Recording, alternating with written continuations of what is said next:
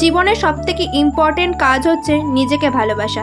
সেটা তুমি কিভাবে নিজেকে ভালোবাসবে সেটা তোমার একান্তই ব্যক্তিগত ব্যাপার। আমার কাছে নিজেকে ভালোবাসা মানে সেলফ প্যাম্পারটা খুব বেশি ইম্পর্টেন্ট।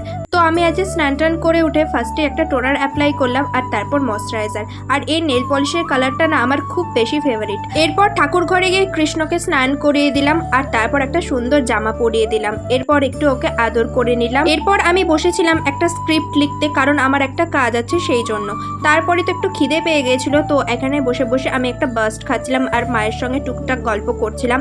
এরপর তো দুপুরে আজকে ভাত খাইনি, তো এখানে খেয়েছিলাম এই চিজ কেকটা, আর এটা খেতে তো ভীষণ সুন্দর ছিল। আর সন্ধ্যাবেলা গেছিলাম একা একাই ফুচকা খেতে। সেলফ লাভের মধ্যে এটাও ইম্পর্টেন্ট, নিজেকে কোম্পানি দেওয়া। আর আসার সময় একটা ডেয়ারি মিল্ক, কিছু চকলেট আর এই তেঁতুল লজেন্সটা কিনে এনেছিলাম। এই তেঁতুল লজেন্সটা আমার খুব বেশি প্রিয়। আর তারপর বসে পড়েছিলাম পড়তে। আজকের মতো এইটুকুই। ভালো লাগলে অবশ্যই সাবস্ক্রাইব।